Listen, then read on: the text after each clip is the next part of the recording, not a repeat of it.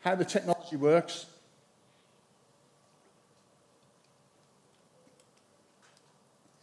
The modular design is very interesting. Again, as I said earlier, you want to constrain your precious metal powder.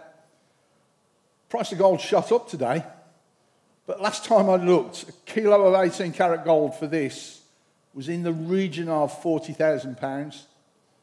So you'll understand you do want to keep control of your precious metals.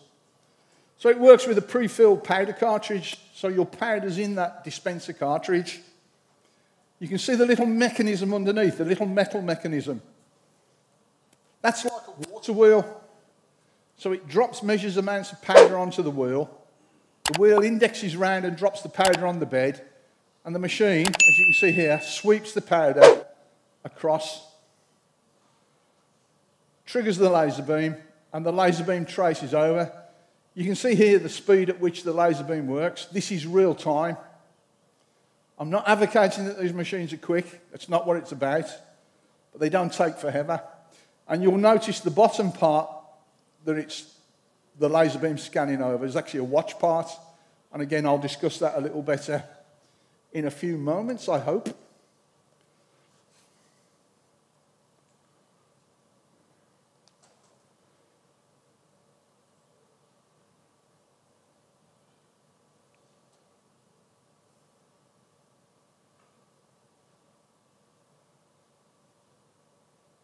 I promise it ends soon. There's also been developed a specialised way of emptying the machine, again, to constrain the powder, to minimise powder losses. Losses on this machine are actually less than, typically for us, less than we get from a casting process. Very little gets burned off and goes up the extraction. So there's an extraction cartridge placed in. That allows us to remove the whole structure from the machine after pushing it up into the extraction cartridge. And we just simply invert it and shake all the powder out. So again, it's contact-free handling.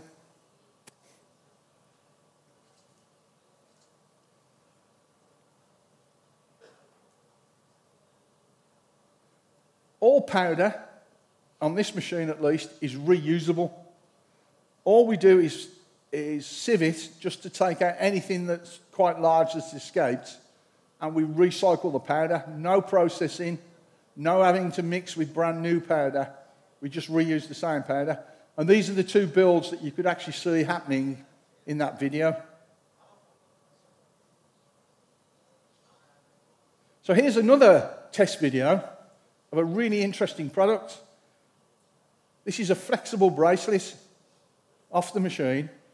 It's white gold on one side, 18 karat white, 18 karat yellow on the other. What we can do with this machine is we can stop halfway through, take out the thing we're building and the powder, let's say in this case the white powder, put everything back and put in yellow powder and continue working on it. So we have half in white gold, half in yellow gold. You'll see a band that just passed through. They're made in shorter sections that we laser weld together, but it's fully flexible. And here you can see a close-up of the structure. It'll give you an idea of what's going on. These are little threes. So between there and there, there and there, there and there, there's a little bar that goes through into the one next to it, through a hole that we've printed in it with a little knob on the end that stops it coming out. Gives us a flexible bracelet. We're doing some quite interesting work working on new patterns for this. So let's have a look at some precious metal additive manufacturing outputs then. Rings, pens, watches. So here's a couple of items. One we've seen before, the mathematical model. The Sydney Harbour Bridge is quite interesting. We actually only printed the bridge section, the bit on the top. The ring shank underneath, why print it?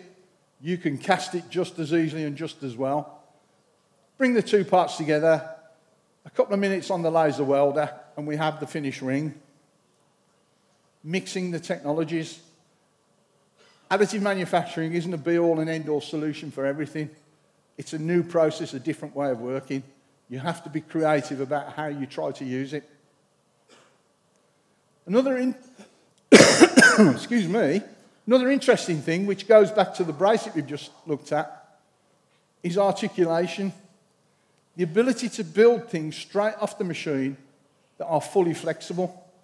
This is a small piece of material. Think of it as being a bit like chain mail. 18 karat yellow gold again, printed on the machine, but also printed with the little cups into which the gemstones have been set. Once it's come off the machine, the support structures have been removed, polished, stone set, it's fully flexible. It's a highly, highly tactile thing. When we have this as a sample to show people, you put it into somebody's hand and they really don't want to hand it back. And not because of its value, but because it feels so good. Work on then taking that principle into something much more commercial, building bracelets, fully functional, fully linked and connected, taken off the machine, supports removed, polished. You then have a fully articulated bracelet with no sub-assembly. We're starting to get into some very interesting areas there. Now here's the way that the technology's now become commercial. That basic articulation, chainmail principle has been commercialised. This is the work of a company in Austria called Boltenstern. They're actually now making and selling a range of jewellery that uses this technology. So they have this resonance bracelet and earring set. I will admit it's very heavy and very expensive. It's more of a showpiece than a day-to-day wearing piece. But we've also done some new research. Remember I said earlier that you can stop the machine halfway through. So here's our machine in the school, filled with silver powder, and we've stopped the machine, opened up the front, and we've scooped out some of the powder and we've put some pearls in. And some more pearls in. Levelled the powder off, closed the machine, restarted it. Now you can see the finished build starting to come out of the machine. So here you can see, encapsulated within the build are those pearls. Pearls are organic and the process has done absolutely no damage to them. And here's the full set, different pearls in different shapes. So again, our friends at Boltenstern have taken that basic research idea and turned it into viable products. These are actually 18 karat white gold. You can just see from the CAD image there the cage into which the stone's going to be set. I've got a little video that we'll show in a moment where you can actually see some of these coming off the machine at the end of the process. It's actually a better version than this image that you can see here. But that's what they look like once they've been off the machine and cleaned up, but before they've been taken off the actual build bed.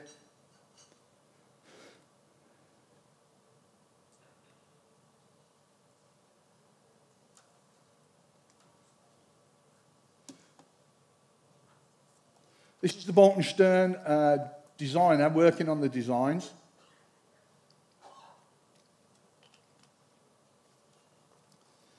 He's a guy from Cooks and Gold. So a lot of consultation. You don't just produce designs, you work together.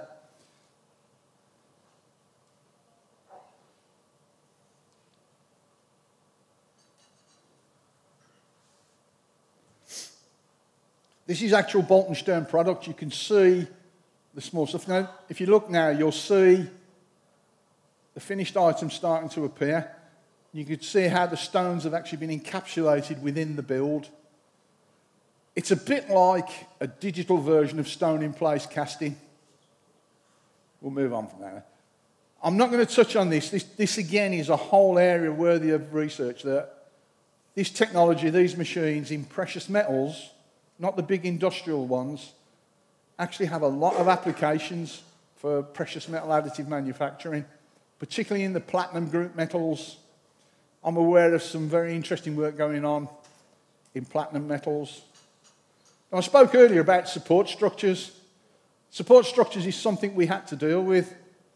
Rather than a single sprue that you cut off and file and buff, we had effectively multiple tiny little sprues that we have to remove.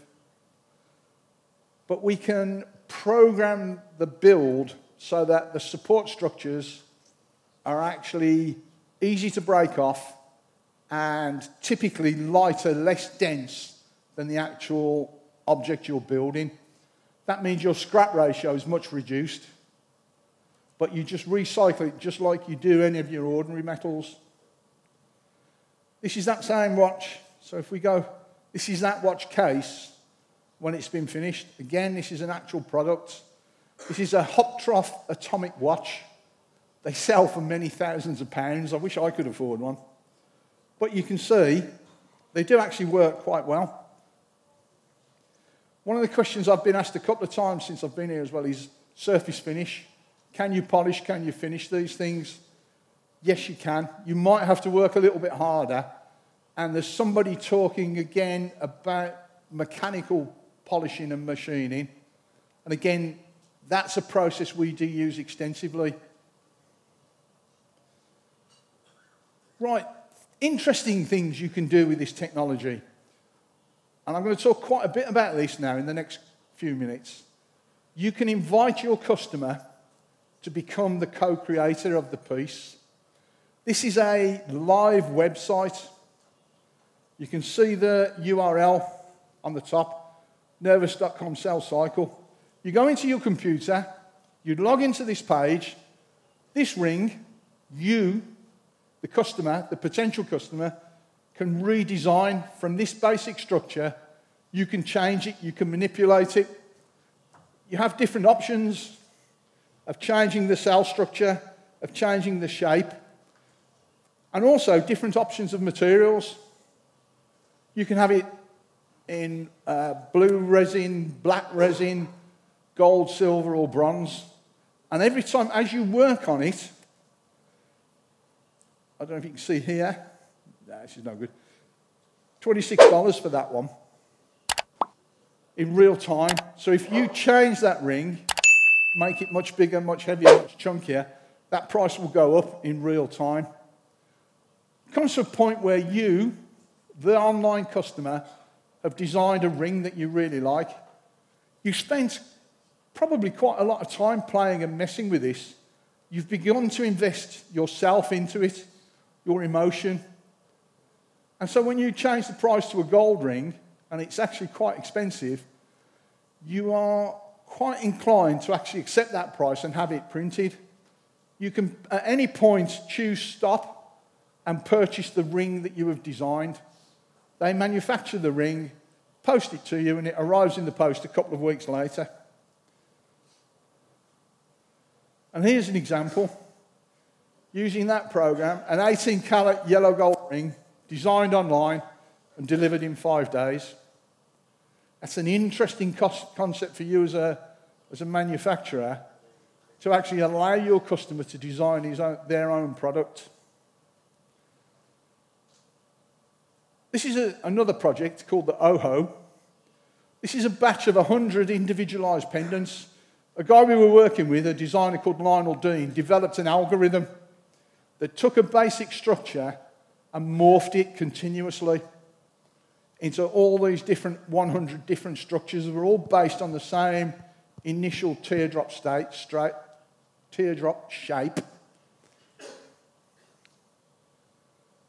And you could choose any one of those 100 designs, and that one design would be produced for you, and you would be the only person in the world that would ever have that design. So it begins. You have a CAD design. You then have to add the support structures.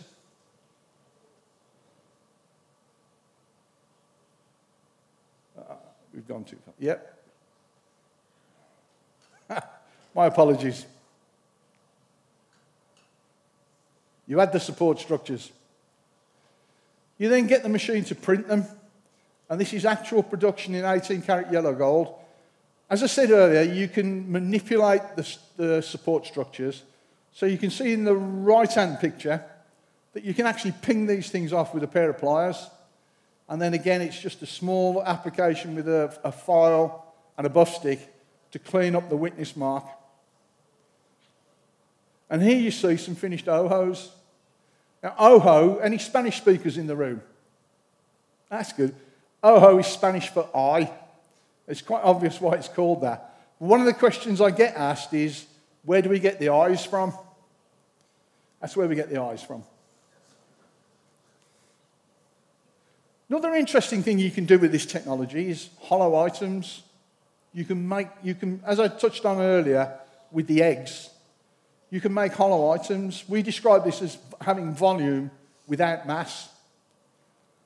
So you could typically take a European wedding ring and make it hollow. You leave a couple of small holes on the inside surface, shake out the excess powder, and weld it shut. But, warning, just because you can doesn't necessarily mean you should. This product, we produced a number of these, but as soon as you put it into somebody's hand, it doesn't feel right. A wedding ring should have some heft. It should have some guts to it. So taking out the weight of it doesn't make it a more saleable item, doesn't make it more attractive, actually makes it less attractive. But there are products where taking out the mass really does work. Things like watch bezels. If you can take out 2/3 of the intrinsic value of the material that it's made from, you're looking at some quite considerable potential savings. So let's have a look at another interaction with your customer. Allow your customer to physically and actively shape or reshape the creation. So this research project involves sending to a number of different people this copper heart and a small toffee hammer. And we said to them, do what you like with the heart, knock it about, beat the bejabbers out of it, send it back to us, and we'll turn it into a small gold pendant for you.